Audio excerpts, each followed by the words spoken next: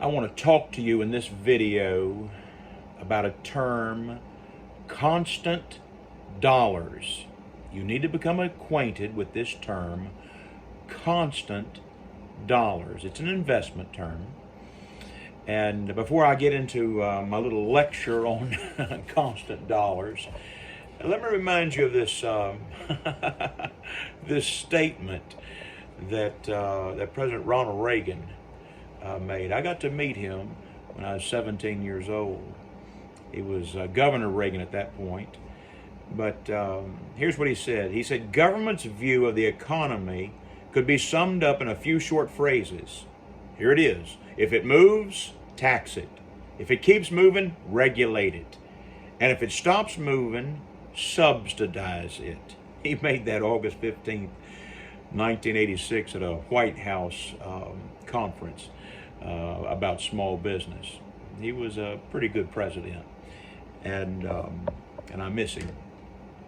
Well, let me talk to you about this term, constant dollars. All right. It means about the true buying power, the true purchasing power that money continues to have year upon year upon year. And so involved in this is inflation, and then something that I just really don't like, progressive taxes, meaning the more you make, the more they take. I don't like that. You know, God has a flat tax called a tithe. And I would suggest that America ought to have a flat tax, not this tremendously confusing tax code. It's so cumbersome, so awkward, so many loopholes, and so much regulation, it's hard to even know how to fill your income taxes out. But let's talk about constant dollars. All right, and I've given you an example here. I've went back in time, and I'm going to talk to you about that first house that me and my wife bought. 1983, my wife and I bought this house for $59,900. I've told you we overpaid for the house. I'm sure of it. Renee and I were 19 years old. We were young, and we were in love, and I did not know very much about negotiating. And so I'm absolutely positive that we overpaid for that house. But that's what we paid in 1983. Now, that's probably what it listed for, or maybe even slightly higher than that, but it wasn't a bargain. It was probably a moderately fair price. All right. Now, I looked up on Zillow. I don't know how accurate Zillow is, but it has some national name recognition and some measure of credibility.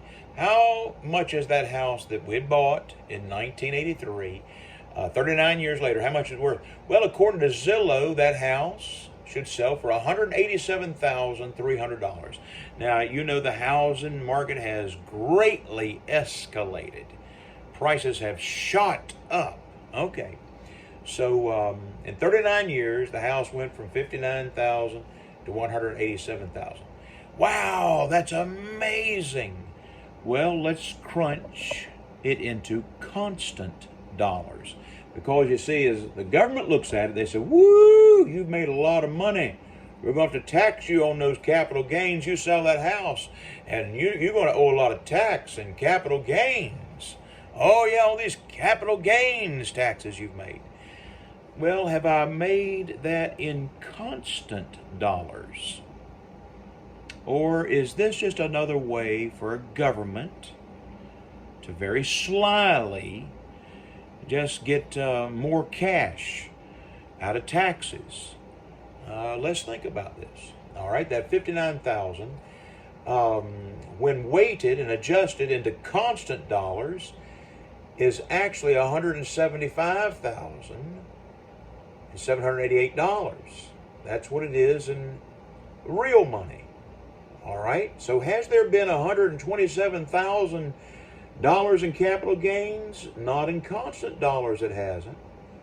It's been a grand total of 11,512 real gained constant dollars. And I would contend that that's really my capital gains, not this enormously high number. Okay, so this inflation, it really is hurting poor people in America. But it's hurting everybody. It's hurting me. I would not qualify as poor. I am not dirt poor. I work very hard, all by the grace of God. Please don't think I'm anything, because I'm not. God's everything. My Lord, my Savior. But let me tell you, I'm not classified as poor. I'm not classified rich either. Just a hard-working, common, ordinary American. And believing in a work ethic, believing in serving the Lord, believing in getting out of bed, going to do something in the cause of Christ every single day. That's the job God has called me to do. Now, is inflation hurting the evangelist? Yes. Yes. You think this $5 a gallon gas is not hurting the evangelist? Of course it is. I don't like that. And this inflation is my bacon and eggs is being affected. Yeah, I like bacon and eggs. That's a wonderful breakfast. That's a great supper. That's good to eat any time of the day. Bacon and eggs. But they have escalated greatly. Have you noticed? Inflation. And this thing in constant dollars. People's income. Well, as far as constant dollars, many people are losing ground when it comes down to constant dollars. Now, what do we need? We need some principled economic leadership in the homes, in the business, in the church, and absolutely in our government. I'm really tired of our government blaming everybody else, and no, I want our government to be responsible and quit blaming Mr. Putin on everything, and actually go back to some sound economic policies. And this inflation, I'm telling you, this inflation is greatly hurting the economy of America.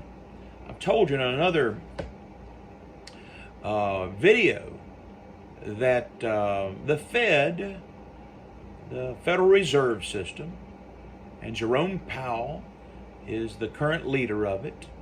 And I've talked with you some about the Federal Reserve. Well, they think 2% inflation. That would be customary. And so in January of 2021, inflation was 1.4%. Very customary. Not problematic. But by December of 2021, it had risen to 7%. And as of May of 2022, as of May of 2022, it had gone to an astronomical 8.6%. Astronomically high. And so in constant dollars, is that hurting us? Absolutely. The Fed considers that 8.6% is dangerous to the economy. Well, it absolutely is. So let's go to realism. I told you that God is not idealistic, He is realistic. And I want you and I to be realistic. And let's begin thinking in constant dollars to see what things are really worth. And let's talk to all of our leaders across the United States, all the little local leaders, all the little local municipal leaders, all the civil servants, and get them to understand that progressive tax de-incentivizes people from working, from earning. If anything, we should incentivize people to make more honest money, not de-incentivize them by adding higher taxes there.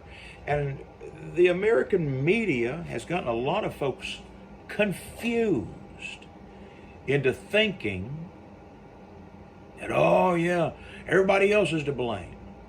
No, we are to blame ourselves. Let's accept responsibility and let's go about fixing these things. So I'm trying to do my part. I'm trying to educate people. I'm talking to leaders. On the phone today, I spoke with 3 leaders of America, a governor, and other leaders, and trying to get them to understand that according to the Bible and according to just common sense, progressive tax is bad and inflation is terrible right now. It must change. And we need to start looking in constant dollars and operating with constant dollars in our minds. Now, what shall it profit a man if he gain the whole world and lose his own soul? Look, if you're watching this and you've never received Christ, well, that's the first order of business. Receive Christ as your Savior. And then live according to the Bible. And of course, let's get some sound economic principles from the Bible. The Bible is the greatest economic book in the entire world. I hope that helps. May God bless.